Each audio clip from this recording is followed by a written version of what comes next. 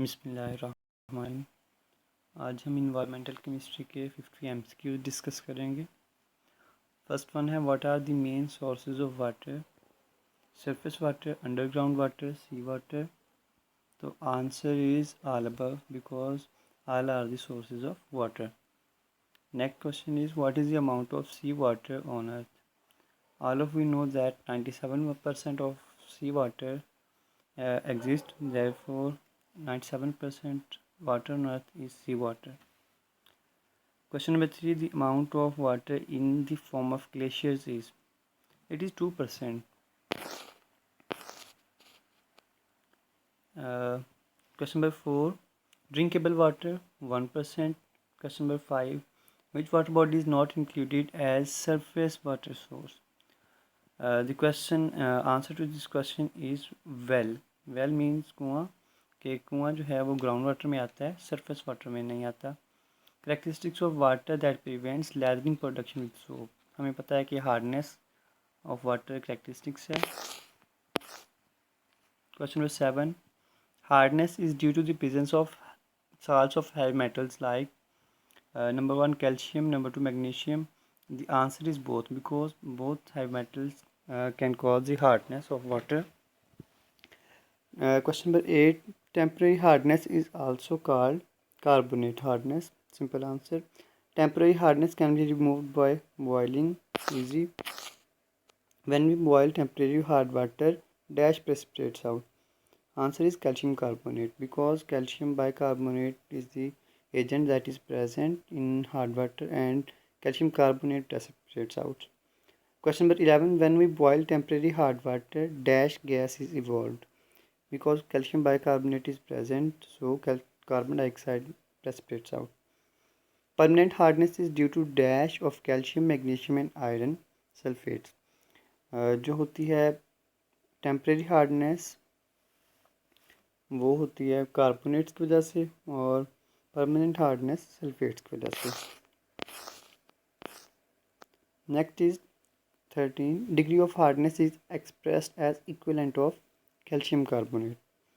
Question number 14, the reason for choosing calcium carbonate as a standard, कि हम calcium carbonate को as a standard of degree of hardness क्यों लेते हैं, तो इसकी वजह है कि इसकी 100 मोलिकुलर मास है जिसकी वजह से इसे कैलकुलेट करना ईजी रहता है, और दूसरा ये जल्दी जल्दी इंसॉल्युबल साल्ट है, इस वजह से जल्दी प्रेसिपिटेट आउट हो जाता है। तो इन दो खूबियों की वजह से इसको as a degree of hardness लिया जाता है। नेक्स्ट है water chemistry analysis are carried out to identify and quantify the chemical components and properties of water samples.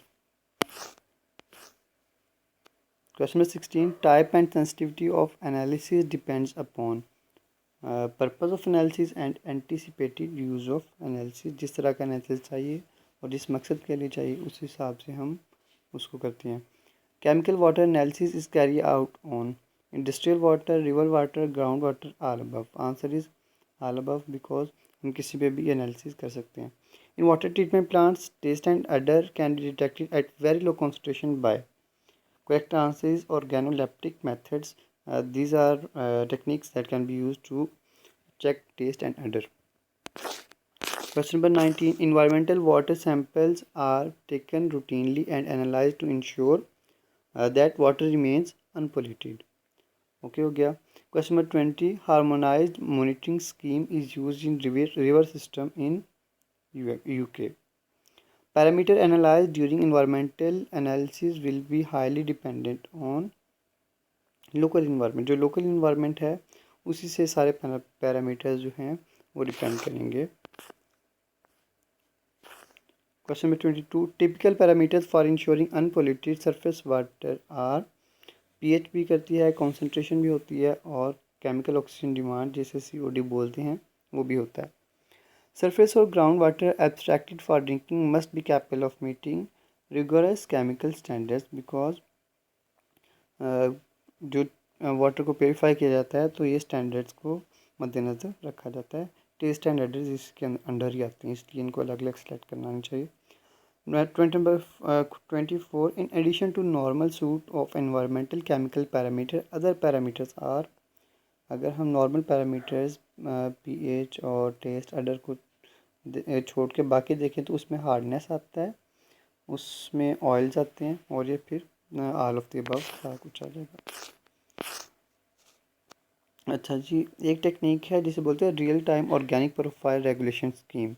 इसे यूज़ किया गया है रिवर डी के ऊपर। रिवर डी में organic real time organic profile calculate की जाती है। In industrial process the control of quality of process water is critical for and product. किसी भी इंडस्ट्री में वाटर की क्वालिटी को या किसी भी रॉ मटेरियल की क्वालिटी को हम रखते हैं अपने एंड मटेरियल के हिसाब से। Monitoring the quality of wastewater discharges from industry is a key factor in controlling the pollution and minimizing the pollution both. In nuclear industry, analysis focuses on specific isotopes and elements of interest, both A and B. दोनों चीज़ों को मलहूज़ खातर रखा जाता है। 29. Wastewater from nuclear industry contains dash which could potentially harmful। तो radioactive isotopes जो होते हैं वो हार्मफुल होते हैं और ये उनमें पाए जाते हैं। In environmental management water analysis is deployed to identify pollutants. Environment में हम पोल्यूटेंट्स को आइडेंटिफाई करते हैं। Forensic work can examine the dash of various components. Chemistry concentration या रेशो। तो फोरेंसिक वर्क में हम रेशो निकालते हैं बहुत से कंपोनेंट्स की। The method used in chemical analysis of water sample are referred as blue books. तो इसका आंसर है blue books. Analysis that are performed in field. In field हम पीएच भी कर सकते हैं और स्पेसिफिक कंडक्टेंस भी फाइंड कर सकते हैं। Winkler method is used in dissolve oxygen, precipitation, filtration. तो ये सारा कुछ इसमें आ जाता है। कलरीमीटर मेथड्स इंक्लूड MBAS ऐसे, ये इसका बी आंसर होगा। 36. Nephelometers are use to measure dash concentration as turbidity. तो solid concentration. Spectrophotography is used particularly for dash elements. तो मेटालिक एलिमेंट्स के लिए स्पेक्ट्रोफोटोग्राफी यूज होती है। Dash requires some sample preparation prior to analysis. तो इसमें है नेफ्लियोमीटर्स, इसमें एनालिसिस से पहले हमें प्रेपरेशन करनी पड़ती है। Chromatography is use for many organic species which are volatile. तो क्रोमेटोग्राफी जो है वो वोलाटाइल कंपाउंड्स के लिए की जाती है। Ion chromatography is a sensitive technique that can measure dash ions using ion exchange technology.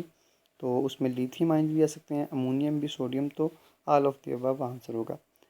Dash is used where very high sensitivity is required. तो हाई सेंसिटिविटी के लिए मैस स्पेक्ट्रोमीट्री को यूज़ किया जाता है। Which one is an advance technique. Advance technique इन सब में से ICP-MS यही है। ICP-MS stands for inductively coupled plasma mass spectrometry. B answer. 44. The easiest way of sampling is. मतलब सबसे आसान तरीका, आसान इंस्ट्रूमेंट जिससे हम सैम्पलिंग कर सकते हैं तो वाटर सैम्पलिंग बोतल। ऑर्डिनरी बोतल से हम सैम्पलिंग नहीं कर सकते। Sampler with shafts are made of. तो पॉलीथीन से भी बना हो सकता है वो। Dash is a hollow tube use to retrieve ground water samples. तो ग्राउंड वाटर सैंपल जैसे कि किसी वेल, कुएँ वगैरह से पानी निकालने के लिए हम बेलर का इस्तेमाल करते हैं। 47. Suction lift pumps creates vacuum in intake line. अंदर वाली सतह से सक्शन क्रिएट होती है। Suction pump can sample from 20 feet. तो 20 फीट गहरा पानी खींच सकता है।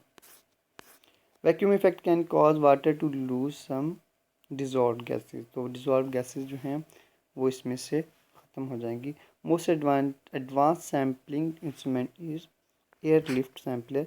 एयरलिफ्ट सैंपलर बबल्स क्रिएट करके तो उसमें से हवा को बाहर निकाल देता है, जिसमें से सैंपल जो है वो एक्यूरेटली मेजर कर सकते हैं।